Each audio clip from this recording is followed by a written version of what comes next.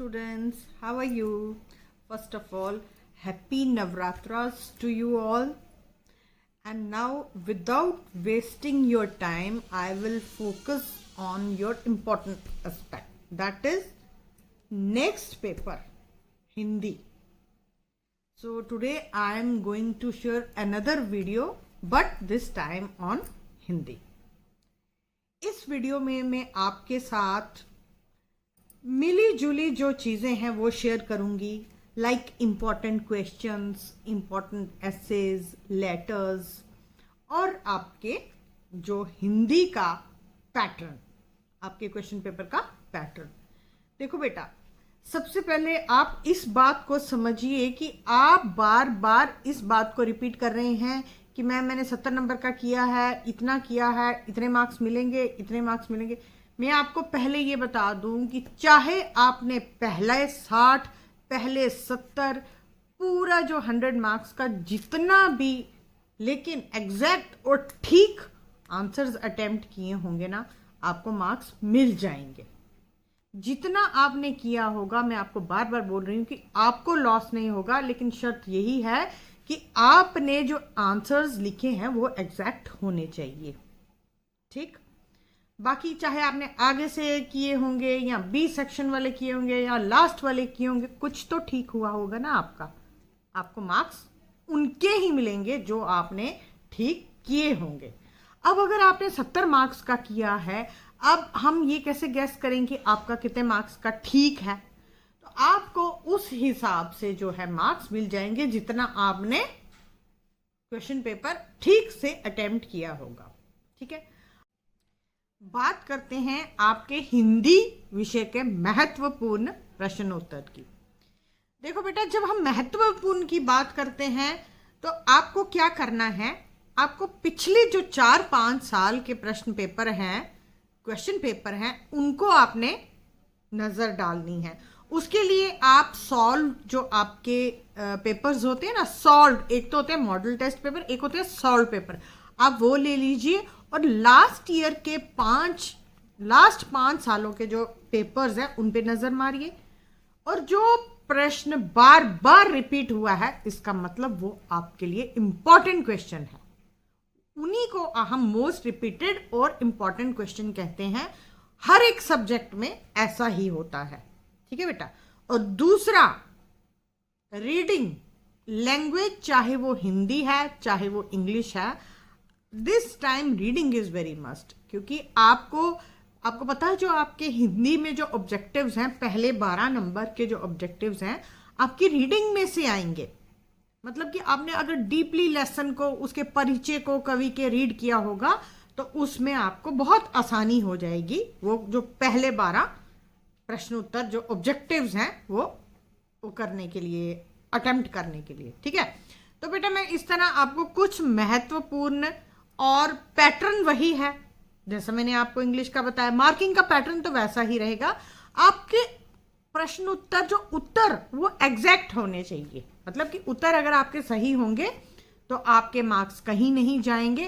वो चाहे आपने कहीं भी लिखे हो, चाहे स्टार्टिंग में हो, चाहे लास्ट में हो, कहीं भी हो, सिर्फ आपको ध्यान रखना है उसका जो प्रश्न उत्तर जो नंबरिंग है वो आपको सही डालनी है। ठीक है, तो सबसे पहले बात करते हैं आपके जो 12 नंबर के ऑब्जेक्टिव्स हैं, वो आपकी रीडिंग में से आते हैं। ठीक है, जैसे आपके पास कवियों के परिचय होते हैं, आप उनके जो जन्म तिथि है या उनके मृत्यु की जो डेट्स हैं उनको बड़े ध्यान से कर लीजिए। जैसे यहाँ पे ये जो क्वेश्चंस हैं, या जो रचनाएं होती हैं, कवियों के नाम, लेखक के नाम, उन पे आप नज़र डाल सकते हैं। जैसे वे फूल नहीं, ये फूल नहीं, किस कवि की रचना है? ये बहुत बार रिपीट हुआ है ये ऑब्जेक्टिव। कबीरदास जी का जन्म स्थान कहाँ है? ये क्वेश्चन भी बहुत बार रिपीट हुआ है। वीर विलास निबंध नामक ग्रंथ के मतलब कवि कौन है? ठीक, चिंतामणि निबंध के लेखक कौन है? ये क्वेश्चंस बहुत बार रिपीट हुए हैं। मंजीर किस कवि की रचना है? कहने का तात्पर्य ये है कि जो रचनाएं हैं उनको आप डीपली रीड कीजिए। जो आपका इंडेक्स होता है ना, इंडेक्स यानी जो विषय सूची जिसके आगे लिखी होती है, जहाँ पे कवि के नाम उसके सामने लेसन का नाम होता है, उसे आप ध्यान दे दीजिए। ठीक है, अगर आपके, जैसे मैंने आपको इंग्लिश में बताया था, चॉइस तो आपको है ही, अगर आपको मुश्किल लगता है आप सारे लेसन मत कीजिए, कुछ ड्रॉप कर दीजिए। तो जो आपने करना है उसे अच्छे से, उसकी रचनाएं, जन्म, उनके स्थान, जन्म तिथि, मृत्यु तिथि, ये सब आप अच्छे से याद करके जाइए अपने क्या अटेम्प्ट करने के लिए, पहला जो 12 नंबर का ऑब्जेक्टिव्स है वो अटेंड करने के लिए। उसके पश्चात है आपको पद्यांश और गद्यांश में व्याख्या। ठीक, पद्यांश यानी पोइट्री, गद्यांश यानी प्रोज, कहानी। तो जो प्रसंग है ये तो आपको पता ही है कि आपको प्रसंग जो है वो आपने कैसे अटेम्प्ट करना है। लाइक आपको पता है कि ये जो पैसेज है या ये पैरा है कौन सी पोएम में से लिया गया है, या कौन सी कविता या कौन से लेसन में से लिया गया है। तो आपको सिंपल वे में प्रसंग के बाद व्याख्या लिखनी है और आपको लास्ट में उसका भावार्थ लिख देना है। प्रसंग के भी आपको 2 नंबर मिलते हैं। और प्रसंग क्या करना है, प्रसंग में सिंपल आपको क्या लिखना है कि निम्नलिखित पंक्तियां जो भी आपकी पोएम है उसका नाम लिख के उसमें से ली गई हैं, इसके कवि का नाम, जिस कविता की वो लाइन्स हैं ये हैं। ठीक, उसके बाद गद्यांश की व्याख्या है, वो भी इसी तरह आपको करनी है। गद्यांश की व्याख्या भी समरी जिसे आप कहते हैं। ठीक है, लेकिन समरी में और व्याख्या में फर्क ये है कि इसको प्रसंग भी ऐड करना होता है। प्रसंग में आपको सिर्फ ये दो लाइन्स लिखने से आपको 2 मार्क्स मिल जाएंगे। ठीक है, क्योंकि अगर आपको 6 मार्क्स की व्याख्या है या 5 मार्क्स की है, 2 मार्क्स तो आपके प्रसंग के होते हैं। तो प्रसंग में आपको एक तो आप जो भी वो पैराग्राफ है या एक्सट्रैक्ट है उसके कवि का नाम और उस लेसन या कविता का नाम लिखना होता है। ठीक है, उसके बाद है आपका सार। आपको सार जो है, चाहे वो कविता का भावार्थ यानी समरी, और इसकी समरी, लेसन की समरी भी आती है। इसमें इंपॉर्टेंट जो है आपको नारी श्रृंगार बहुत इंपॉर्टेंट है। कविता में नारी श्रृंगार इंपॉर्टेंट है, पर्वत प्रदेश में पावस इंपॉर्टेंट है, और उसके बाद ये जो गद्यांश है, कहानियाँ, उसमें बड़े भाई साहब और जम्मू की चित्रकला इंपॉर्टेंट है। जो लेसन का सार है। ठीक है, उसके बाद आगे आपके प्रश्न उत्तर में मोस्ट रिपीटेड क्वेश्चन है, ये बहुत बार आया है कि कवि ने भारत को हिमालय का आंगन क्यों कहा है, बड़े भाई साहब को अपने मन की इच्छाएं क्यों दबानी पड़ती थी।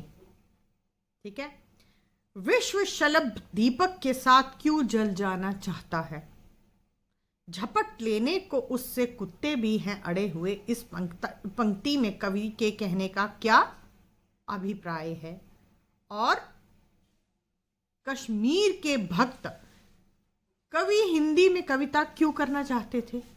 ये जो है मोस्ट रिपीटेड क्वेश्चंस, जो प्रश्न उत्तर है ये उसमें, और आपको इसमें चॉइस होगी, 3 प्रश्न करने हैं। तो आप अब अगर आपको 60% के हिसाब से करना है, 60 नंबरों के हिसाब से, तो आप 2 भी कर सकते हैं। ठीक है, उसके पश्चात आपको जो ये एक बहुत ही इम्पॉर्टेंट प्रश्न है, कहानी और उपन्यास में अंतर। कहानी और उपन्यास में अंतर अगर आप नहीं याद करके गए हो और वहाँ पे आ जाता है, आपको स्टोरी और नॉवल अपने से बना के लिख सकते हो।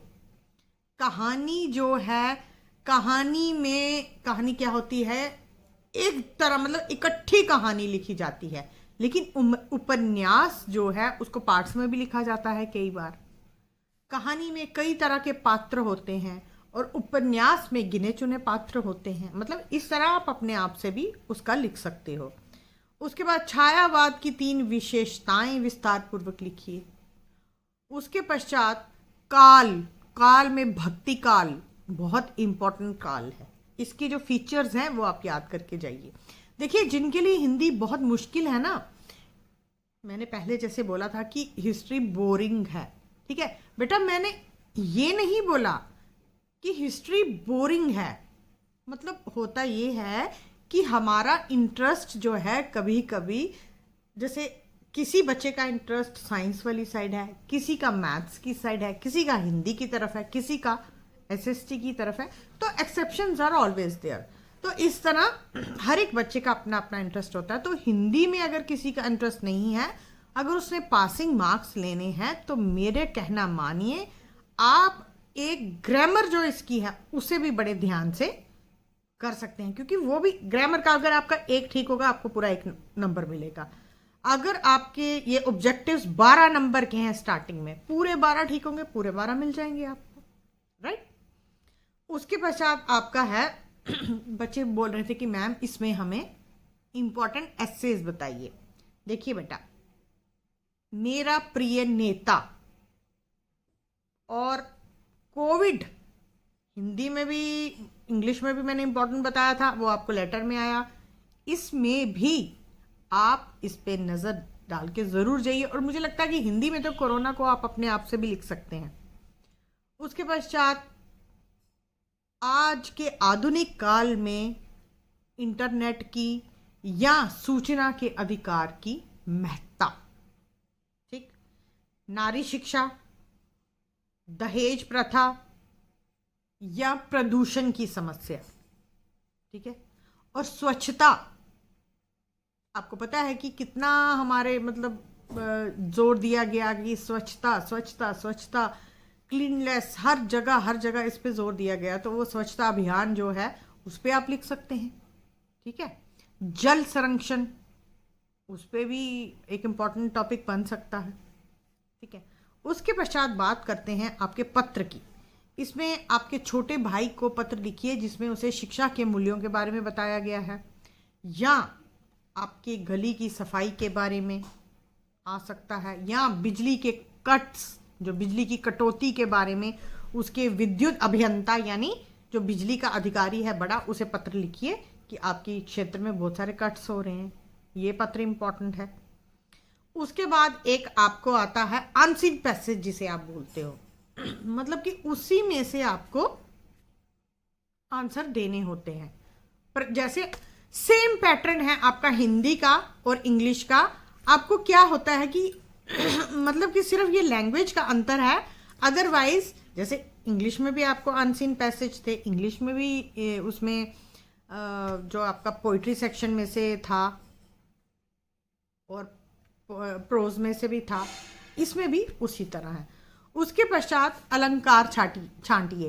पोइटिक डिवाइसेस थी आपको इंग्लिश में, इसमें अलंकार बताने हैं, सिर्फ नाम लिखना है अलंकार का कि इसमें कौन सा अलंकार है। फिर पद्यांश में छंद छांटने हैं।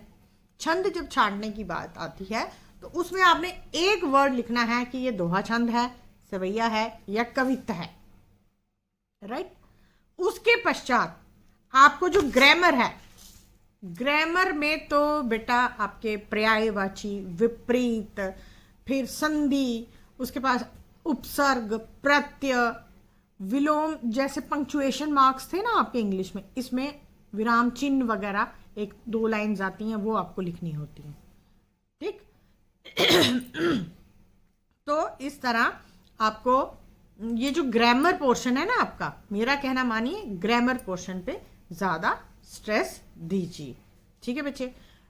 फिलहाल आप जो मैंने आपको बताया है आप उस पे ध्यान दीजिए, और अगर माता रानी ने चाहा तो मेरी कल फिर आपसे मुलाकात होगी। तब तक के लिए धन्यवाद।